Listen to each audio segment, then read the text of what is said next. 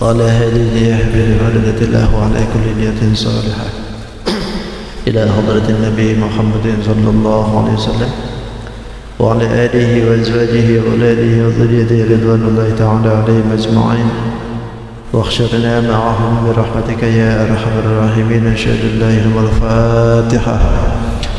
أعوذ بالله من الشيطان الرجيم. بسم الله الرحمن الرحيم. الحمد لله رب العالمين الرحمن الرحيم مالك يوم الدين.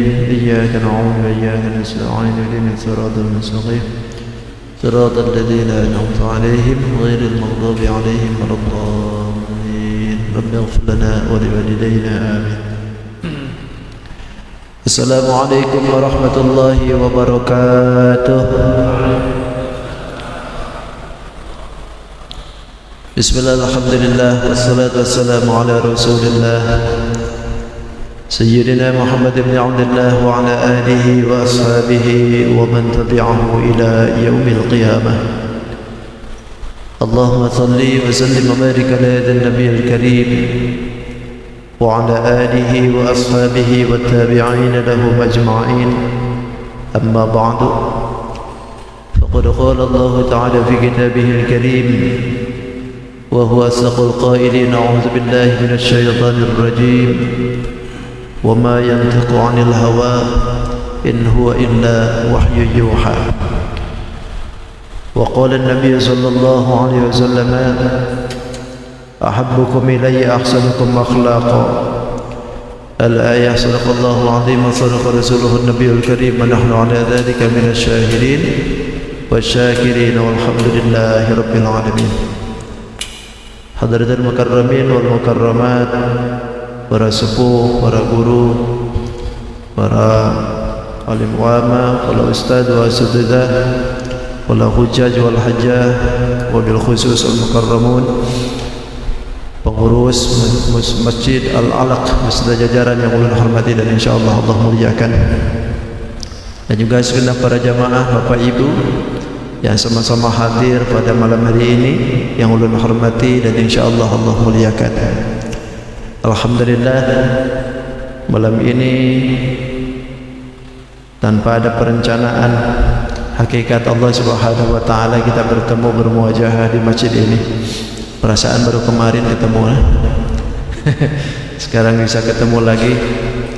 Ini adalah hal mudah dari Allah Subhanahu wa taala memberikan kesempatan kembali kepada kita guna bisa melaksanakan salat maghrib dengan berjamaah, dan insyaallah kita sambung pula dengan salat isya dengan berjamaah. Mudah-mudahan amal ibadah kita yang wajib yang sunnah senantiasa diterima dan diridai oleh Allah Subhanahu wa taala. Yang kedua, salawat dan salam tidak hentinya semoga dipahwakan kepada junjungan kita Sayyidul Mustafa wal Murtada Habibana wa Syafi'ana wa Qurrati A'yunina Sayyidina Muhammadin sallallahu alaihi wasallam. Tidak lupa pada keluarganya, para sahabat, para tabi'in, para tabi'ut tabi'in, sampai kepada kita yang mudahan kita pun khususnya yang berkumpul di tempat ini nanti di yaumil qiyamah senantiasa diaku sebagai umatnya. Amin ya rabbal alamin. Hadirin wal hadirat rahimakumullah, sejatinya malam ini giliran guru kita ya, Ustaz Zainuddin, tapi beliau sakit. Kita doakan mudah-mudahan disembuhkan oleh Allah Subhanahu wa taala. Dan malam ini alhamdulillah ulun bisa hadir. Syariat menggantikan, tapi hakikat Allah Subhanahu wa taala yang mana biasanya malam Rabu ini memang asal muasalnya itu kosong. Tapi sebulan yang lalu tuh saya dipintain ngisi juga di masjid di Kahewanan. Jadi setiap malam Rabu tuh ke sana. Pas malam ini itu minta acaranya spesial. Jadi minta ngisi Isra Mi'raj habis Isya. Jadi habis maghrib saya istirahat. Nggak tahunya ditelepon suruh ngisi ke sini. Makanya alhamdulillah bitakdirillah rezeki kita terduga. Rezeki kita terduga. Allah memberikan kesempatan untuk memberikan pahala kembali setelah maghrib yang biasanya di sana sekarang dialihkan ke sini. Mudah-mudahan apa yang senantiasa disampaikan senantiasa satu kaum, tapi orang kaum di situ tidak mau sholat di masjid itu. Itu masjid gharib, aneh. Itu gharib, asing. Itu masjid bisa jadi mengembara tamu itu. Susah payah kita bangun masjid, bangun musola, tapi kalau sudah terjadi itu masjid dan musola, tapi nggak mau sholat di dalam situ. Ini masjid asing, Pak. Kalau kita masuk ke kampung orang, nggak ada yang ngaku di kampung situ, kita kira perasaan bagaimana nih? Nggak enak ya, nggak nyaman.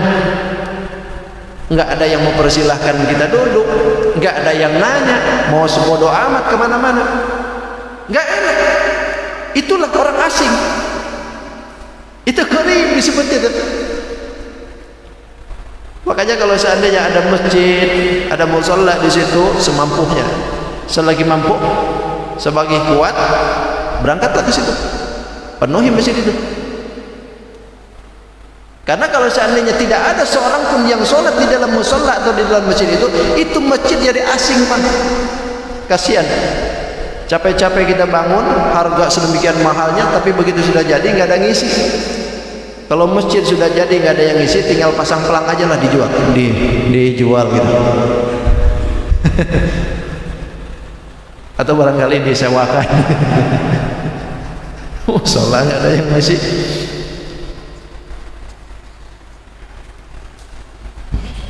Jadi satu kaum itu, kalau misalkan ada di dalamnya itu tempat ibadah, ya udah sholat di situ, ramein.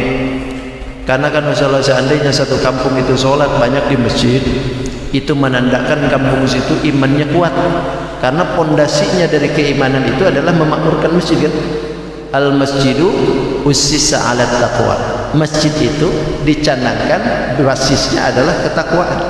Artinya kalau ada orang yang banyak ke masjid, berarti banyak yang takwa hidupnya, banyak yang takut dengan Allah, banyak yang merindukan Rasulullah. Tapi kalau seandainya orangnya itu tidak mau ke masjid, sementara masjid ada, musola ada, berarti orang kampung situ tidak takut lagi dengan Allah. Karena masjid itu dipondasikan untuk ketakwaan. Apalagi kalau seandainya kita ini sudah dihadapkan dengan Isra Mi'raj. Isra Mi'raj itu kan berangkat dari masjid, dari masjid ke masjid, kan begitu. Minal Masjidil Haram ilal Masjidil Aqsa, masjid ke masjid. Kenapa baginda Rasul diberikan seperti ini? Ini memberikan isyarat bahwa masjid itu tempat yang mulia, bahwasanya Rasulullah pun diberangkatkan dari tempat yang mulia ke tempat yang mulia. Jadi kalau seandainya ada orang yang tidak mau ke masjid, berarti tidak mau dimuliakan. Coba bayangkan kita, saking memuliakannya Allah dengan kita. Andaikan kita ini punya sawah, terus kita ini jadi pencangkul sawah. Wah, mencangkul dari pagi. Begitu sudah datang waktu zuhur, Allah panggil kita. Allahu Akbar, Allahu Akbar, hayya 'alas shalah. Kira-kira langsung dari sawah kita sholat di sini ataupun dibersihkan dulu? Kira-kira pasti dibersihkan dulu, kan? Kenapa harus dibersihkan dulu? Sebab Allah mau memuliakan kita. Allah tidak menginginkan kita ketika dalam keadaan kotor seperti itu masuk ke rumahnya yang dimuliakan Allah. Dibersihkan dulu, kata Allah, bersihkan dulu. Bersihkan dari najis di badan, bersihkan dari najis di pakaian, bersihkan dari tempatnya, semua dibersihkan dulu. Lantaran Allah mau memuliakan kita. Gak pernah ada orang yang datang dari sawah langsung masuk masjid. Allahu Akbar di masjid. Kan ini kan dimuliakan dulu oleh Allah, dibersihkan dulu badannya oleh Allah. Walaupun syariatnya kita yang membersihkan, tapi hakikatnya kan Allah yang gerakkan. La haula wala quwwata illa billah al-aliyyil azim, kan begitu. La haula, tidak ada daya upaya, wala quwwata, dan tidak ada kekuatan, illa billah, kecuali atas izin Allah. Semuanya kita ini digerakkan oleh Allah, dijalankan oleh Allah, dipikirkan juga, bisa berpikir oleh Allah. Semuanya Allah yang berkehendak. Begitu kita digerakkan oleh Allah untuk membersihkan badan, maka sejatinya Allah lagi sayang dengan kita, bersihkan badan. Ya tak? Tapi sekarang ini ada orang, Pak Ustaz, yang begitu sudah langsung sholat itu Allahu Akbar, Allahu Akbar. Begitu tanya, sampean sudah sholat? Sudah. Di mana? Barusan. Kan lagi di sawah. Iya kan, barusan juga. Cukup aja dengan niat. Cukup aja dengan niat ini. Begitu niat mau sholat, selesai sudah. Ini kalau cukup sholat itu cukup dengan niat, Nabi pun mungkin pasti mengajarkannya cukup aja dengan niat. Tapi kan Nabi enggak. Ibadah yang dohiriyah, ibadah hukum syariat, tidak ada semuanya itu hanya cukup dengan niat saja. Haji, kalau seandainya cukup dengan niat, ngapain repot-repot Nabi dari Madinah berangkat? Disebut dengan haji wada kan? Itu kan ibadah syariat. Ibadah syariat itu ya tentu harus dengan syariat pula. Gerakan tubuh. Karena ibadah syariat yang bertalian dengan kita tidak bisa diwakilkan dengan yang lain. Sholat, ibadah itu syariat. Itu hukumnya wajib kepada semua muslim. Ketika kita ini sudah diwajibkan mukallaf, hukumnya diwajibkan untuk menjalankan itu, ya kita sendiri harus jalanin, tidak bisa diwakilkan.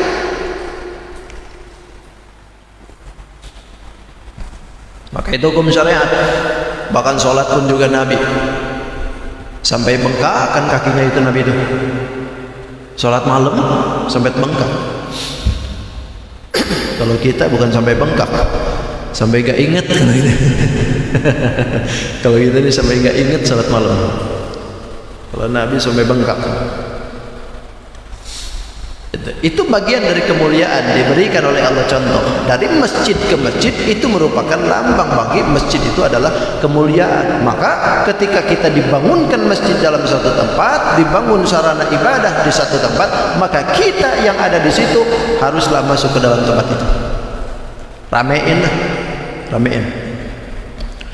Dari mulai imamnya bagusin, yang adzan bagusin, cara bacanya bagusin, bikin tertib di dalamnya, nyamanin, bikin nyaman. Itu jangan asal-asalan. Akan yang penting ada imam, iya.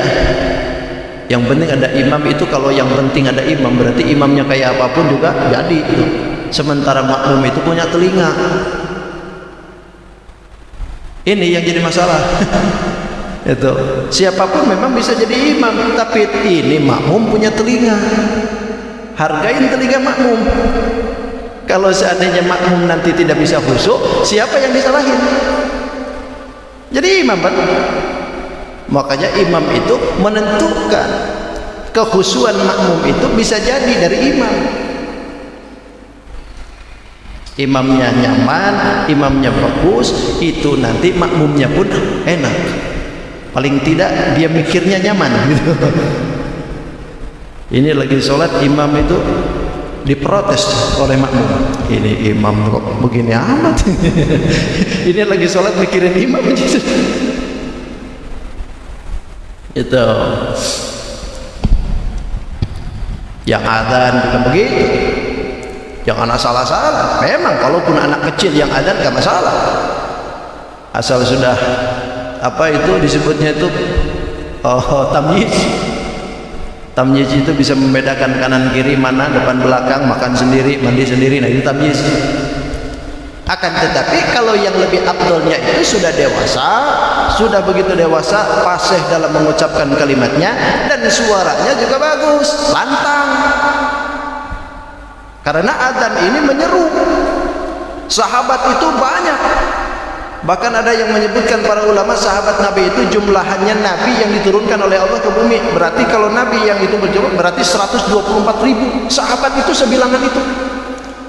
Tapi ketika Nabi memilih sahabat dari sekian ribu itu, hanya satu yang dipilih disuruh adzan. Siapa? Sayyidina Bilal. Padahal banyak sahabat itu. Kenapa Sayyidina Bilal yang dipilih oleh Nabi, tidak yang lain gitu? Karena Nabi tahu Bilal ini walaupun hitam badannya, suaranya pan keras. Sudah keras empuk. Gitu. Enak didengar.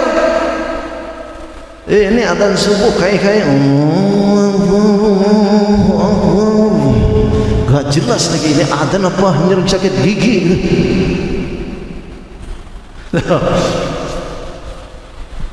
Apalagi musim corona sudah nggak jelas, pakai masker lagi. Buka ada, cari yang keras.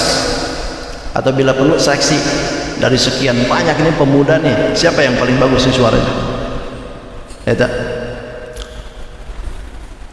Di Mekah tuh, di Mekah. Wah, yang adzan kan enak. Yang adzan enak, yang jadi imam enak. Tahulah rahasianya di Mekah dan Madinah itu enak-enak. Tahu nggak rahasianya? Mau tahu nggak? Mau tahu apa? Mau tahu aja.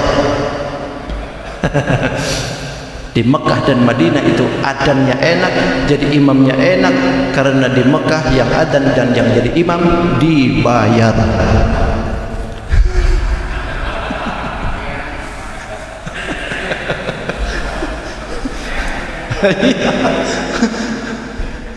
Kalau nggak dibayar nggak bakalan bisa. Makanya kalau nggak dibayar ya pasti siapa aja tuh. Kan gitu. Di kita nih Al-Ma'ruf ya, Masjid Raya, terus Islami kok enak-enak, bagus-bagus. Kenapa? Dibayar Pak. Bayar. Gitu. Kalau begitu, kalau mau dibayar aja berarti komersil dong. Nah, di sini nih kadang-kadang nih Islam nggak maju dari kita nih. Jadi sesuatu itu diukur dengan materi aja. Kalau dikasih duit itu nggak lillah, kalau nggak ada duitnya itu lillahi ta'ala. Justru kadang-kadang yang nggak dikasih duit yang nggak lillah. Iya benar. Ada ustadz ngaji minta duit, itu ustadz gila. Nggak boleh macam begitu. Ustadz ngaji, kiai ngaji, ada dari mana saja ceramah minta duit, ditargetkan duitnya, itu ustadz gila. Benar. Tapi ada yang lebih gila lagi, di mana ustadz ngaji nggak ada yang ngasih duit.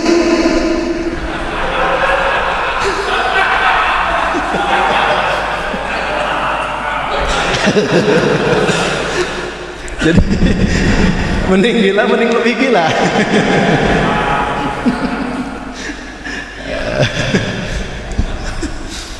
Aduh.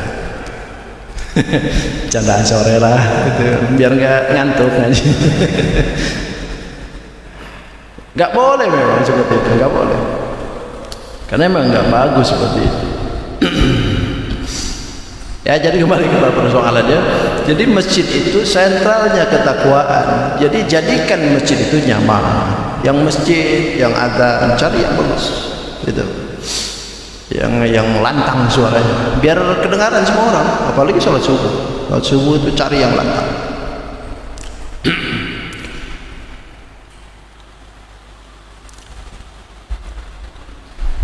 Ada yang kebagusan suaranya sampai saking bagusnya orang begitu dengar as-salatu khairum minan naum, tarik selimut langsung. Kenapa? Keenakan Pak Ustaz adanya. Tarik selimut. Jadi masjid itu bisa jadi asing, bisa jadi aneh kalau seandainya ada dalam satu kampung tapi orang kampung nggak mau sholat di situ. Asing masjidnya. Kasihan. Yang kedua, wal mushafu gharibun fi manzil qaumin la yaqra'una fi. Yang kedua, ada mushaf Al-Qur'anul Karim ada dalam satu rumah tapi orang serumahan tidak mau baca Quran itu. Itu Quran asing. Kalau ada dalam satu rumah ada Quran di situ tapi orang rumahan di situ nggak mau baca itu Quran, nggak mau dibuka, maka Quran itu asing.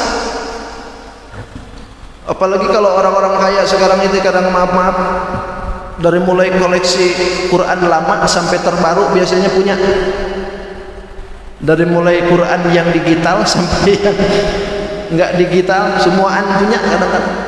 Tapi itu kadang-kadang nggak pernah dibaca lagi, satu kali aja. Selebihnya taruh buat koleksi aja gitu, biar orang melihat ke situ tuh indah kayak ahli Quran gitu.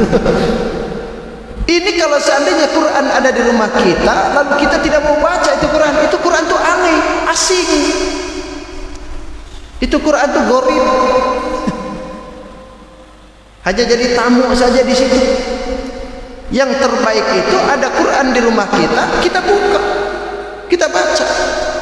Walaupun sifatnya Quran cuma satu-satunya, tapi ketika kita sering baca, justru ini Quran merasa diaku. Kalaupun banyak di rumah kita tapi nggak pernah kita baca, ngapain juga? Jadi bacalah Quran tuh. Jangan sampai Quran ini jadi asing di rumah kita. Apalagi sudah Quran tidak pernah dibaca, lalu naruhnya pun sembarangan. Naruh Quran tuh di atas TV, sudah di atas TV lalu buku, lalu di atasnya ada CD. Waduh. Ya Allah, kau sudah tahu, pernah lihat saya ada Quran ditaruh Pak di bawah tangga, di bawahnya Quran, di atasnya rak sepatu. Coba, ini orang mikirnya kayak apa nih Quran diduduknya, kata saya. Sampai saya suruh pindahkan, Bu, tolonglah Quran ini, kata saya, pindahin nah. Bila perlu bikin tempat khusus untuk Quran ini. Masa kata saya rak sepatu aja bisa semahal ini dibeli, ini rak khusus untuk Quran aja nggak bisa. Paling 60.000, 50.000 aja sudah beres. Taruhlah di atas ini. Jangan sampai dilangkahin. Apalagi ini di bawah tangga, turun naik manusia di situ. Mau bagaimana kita ini akan barokah Quran itu ada di kita kalau seandainya penghormatannya pun tidak ada. Makanya ketika kita ini mau faham dengan apa yang akan kita baca, sejatinya adalah di dalamnya adab. Bagaimana mungkin Quran itu akan menjadi paham buat dalam kehidupan kita kalau adabiahnya tidak ada? Salah satu adabiah itu kan ketika baca Quran, baca bismillah, baca ta'awud, itu adabiah. Yang kedua menghadap kiblat, adabiah. Walaupun sifatnya kemanapun juga boleh-boleh aja, tapi adabnya bagusnya seperti itu. Dalam tempat yang suci, punya wudu, tempatnya suci, pakaian pun juga suci, bersihkan mulut. Itu karena kita ini akan melafadzkan kalamullah. Jangan sampai kita baca Quran tapi bau jengkol, bau pete. Itu bukan tidak sah, bukan tidak boleh, tapi adabnya.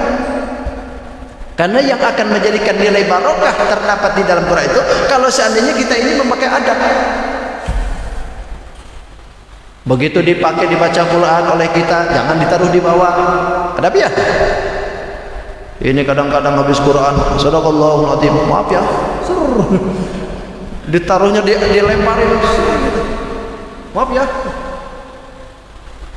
Ini walaupun sifatnya suratul Yasin, yang kita baca cuman hanya Yasin gitu di dalamnya, tapi kan di dalamnya biasanya ada Yasin, ada Waqiah, ada Tabarok, ada Ar-Rahman. Itu kan Quran. Kalau sejatinya di dalamnya itu banyaknya ayat Quran ketimbang bahasa Indonesianya, berarti itu Quran. Jangankan banyak, berapa surat itu, 4 surat. Satu ayat saja atau satu kalimat saja, kalau kita nulis itu dimaksudkan Quran, maka jadi Quran. Walaupun itu satu kalimat. Kalau dimaksudkannya itu Quran. Tapi kalau dimaksudkannya itu untuk mengambil barokah, nggak ada masalah. Sebagaimana kita punya kaligrafi kan di rumah tuh, kaligrafi tulis itu biasanya kaligrafi itu suratul Fatihah atau ayat kursi ya. Tapi kan niatnya mengambil barokahnya saja, bukan dijadikan untuk Quran, maka nggak apa-apa, nggak masalah. Bughyatul Murtasyidin itu menjelaskan dari hal itu bahwa tidak masalah andaikan kita ini mengambil barokahnya saja. Atau kita nulis ayat Quran lalu disimpan di dompet, dijadikan ya barokah supaya laris dagang.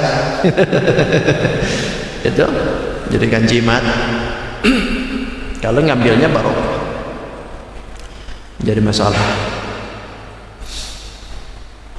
Betul. Jadi mushaf Quran itu jadikan pedoman hidup kita tuh betul-betul ya. Ya kita ini ngerti enggak, paling tidak kan baca-bacanya gitu, hormatinya gitu. Jadikan Quran itu bagus. Yang ketiga, wal Qur'anu gharibun fi jawfil fasik.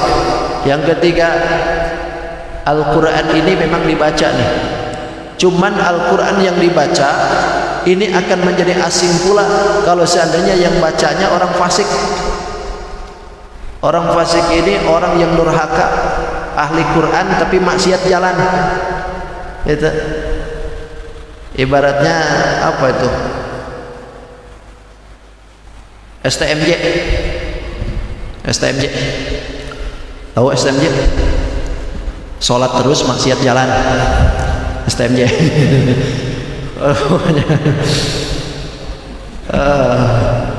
Jadi orang ini pandai bang Quran, bahkan hafal Quran. Cuman dia ini hanya sebatas pandai bacanya saja. Adapun tata cara kehidupannya tidak sesuai dengan hafalan. Ini Quran asing kalau berada di tenggorokan orang macam seperti itu. Apalagi kalau seandainya kita ini membaca Quran atau menghafal Quran hanya mengejar target dengan MTQ. Kadang-kadang banyak orang yang sekarang menghafal Quran tapi tujuan MTQ. Kalau sudah musabaqah itu lewat, nggak baca lagi sudah. Nanti aja disungguhinnya kalau ada MTQ lagi. Ini kalau seandainya kia itu bacaannya itu khusus untuk seperti itu saja, ini bukan motivasi lagi, urusannya ini dengan duniawi. Memang MTQ itu diadain untuk bermotivasi kan, supaya orang itu terpacu, supaya mau menggiatkan potensinya, mengeluarkan potensinya yang ada, supaya kelihatan tuh mana yang berpotensi bagus dalam bacaan itu. Akan tetapi kalau seandainya sudah dijadikan ajang ekonomi, ini yang jadi bahaya. Karena sekarang ini kadang-kadang maaf di dalam dunia MTQ itu kadang-kadang tidak murni. Ngadain MTQ di suatu kecamatan, yang pesertanya berarti kecamatan-kecamatan mana. Di kecamatan situ tidak punya peserta, narik dari Jawa, datangkan di kecamatan situ, kasih KTP situ. Kan ini awalnya saja sudah kelihatan nipu kan. Kasihkan ke panitia seolah-olah orang situ. Begitu sudah selesai MTQ, balik lagi dia ke sana. Menang tidak itu urusan lain. Kadang-kadang seperti itu kan. Di aku provinsi sini, padahal orang mana tuh didatangin. Ini kalau seandainya macam seperti ini kan pembualan, bohong pertama kali sudah ditampakkan di situ. Kalau Quran yang dibaca macam seperti ini Quran asing, pasek. Saya pernah pengalaman waktu masih di Jawa Barat, itu ada MTQ tingkat Kota Madia pada waktu itu, Kota Madia Bogor. Dalam peserta itu memang banyak yang dihadirkan, itu bagus-bagus. Begitu sudah masuk ke dalam final, ada 3 yang masuk. Nah menurut kita, menurut jamaah semua, yang bagus itu yang ketiga sebetulnya pada waktu itu. Tapi ternyata yang menang ini yang kedua, yang kedua gitu. Malah yang ketiga ini nggak dapat. Heran semuaan gitu kan, heran semua. Sampai akhirnya diprotes, akhirnya mengadakanlah sidang dewan juri, disidang semua. Ternyata di dalam sidang itu, ya mau tidak mau yang namanya mereka sudah disumpah dengan atas nama Quran kan, akhirnya mengakui pada waktu itu ya tahun 99, tahun 99. Ternyata mereka itu ngaku satu dewan juri dikasih 2 juta untuk memenangkan orang yang tadi itu. Coba, ini apa-apaan ini kalau sudah MTQ macam begini? Ini baru MTQ loh, belum dalam perlombaan yang lain. Wallahu a'lam bishawab. Nah ini kalau seandainya Quran sudah dibacakan, dilafadzkan dengan orang yang seperti ini Quran asing, gorib, bahaya sebetulnya. Makanya lebih baik dibacain dengan orang yang biasa-biasa saja daripada Al-Quran ada di tenggorokannya orang yang seperti ini, orang fasik. Kadang-kadang dalam karantina tuh, karena ini kori-kori itu bagus-bagus, wah suaranya lantang-lantang, mantep pokoknya tuh. Tapi begitu seberes kori itu kadang-kadang laki dengan perempuan tuh biasa aja itu, biasa aja itu. Bercanda, siapa? Biasa sampai jam 7 gitu deh. Itu baru 3 ini 6 bang, 3 lagi kredit sudah, kredit. Itu. Sudah cukup sih sudah. Sudah cukup aja dulu ya. Ini Pak ada 6 ya. Oh, lanjutkan ya. Kapan lagi saya maghrib? Yang keempat, wal mar'atul muslimatu salihah gharibatun fi yadi rajulin zalimin. Yang keempat, seorang perempuan yang solehah lalu kemudian punya suami yang kurang ajar. Ini solehah perempuannya, tapi suaminya aduh gak pernah sholat, pokoknya dikit-dikit main tampar. Ini kalau perempuan soleh macam seperti ini asing, lebih baik pian suruh ceraikan aja, dikawin sama pian. Kasihan bang, kalau sudah soleha perempuan, ya lakinya pun harusnya jadi soleh gitu. Tapi ini enggak, perempuannya soleha punya suaminya dolim, sampai akhirnya perempuan ini akan menjadi asing dalam dirinya. Padahal Nabi sudah menyebutkan orang yang terbaik itu adalah orang yang punya budi pekerti, orang yang berakhlak, termasuk yang paling baik dengan istri, yang paling bagus dengan istri. Istri itu bukan ditampar bang, tapi harus disun gitu. Nah itu bukan ditampar, ini dikit-dikit tampar gitu, tampar lah, kasihan bang. Tiap hari nggak sholat, kerjaan kemana-mana kan mancing aja terus-terusan. Waduh, berangkat pagi berangkat, pulang malam mancing aja terus. Begitu datang ke rumah marah-marah, hah? Enggak. Mending kalau dapat, nggak dapat gitu. Ya Allah, nggak mau peduli ya. Hati-hatilah seperti ini. Mancing nggak apa-apa, sekitar ya represi. Jangan dijadikan hobi. Kalau hobi itu sudah lain sudah. Apalagi duitan. Kalau sudah duitan, judi sudah. Yang kelima, warrajulul muslimu shalih gharibun fi yadi imratin radiyatin. Ini dibalik. Kalau tadi perempuannya solehah, lakinya kurang ajar. Kalau sekarang lakinya soleh, cuman perempuannya yang kurang ajar. Ini juga sama, laki itu asing sudah, garang di luar, begitu datang ke rumah gak ada wibawanya sudah. Bukan berarti kita ini harus mengalah terus dengan istri, bukan. Tapi yang mana dulu? Yang mana dulu? Ketika istrinya ini kurang ajar kan tidak boleh juga. Apalagi kalau seandainya istri ini berteriaknya lebih daripada suaminya, ini kan tidak boleh. Teriakan seorang istri itu tidak boleh melebihi teriakan suami. Itu dalam hal sesuatu yang mana dulu ya. Tapi kalau dikit-dikit marah, menuntut dengan sesuatu yang tidak mampu untuk suami, itu tidak boleh juga. Ini perlu pembahasan lebih jauh lagi. Kemudian yang terakhir, wal alimu ghairun baina qaumin la yasma'una ilaih. Yang terakhir, yang keenam, yang jadi asing itu orang alim, orang berilmu yang ada di dalam satu kaum, tapi kaum itu tidak mau mendengar ucapannya. Enggak, ceramahnya enggak mau dengar lagi. Pokoknya orang kampung situ sebodoh amat. Nah, ini kalau orang alim macam seperti ini asik nih.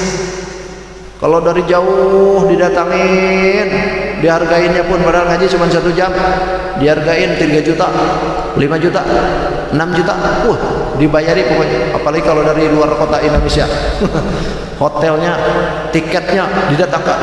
Tapi begitu alim yang di sekitar situ, kada dihargain. Padahal begitu mati, siapa yang nguburin?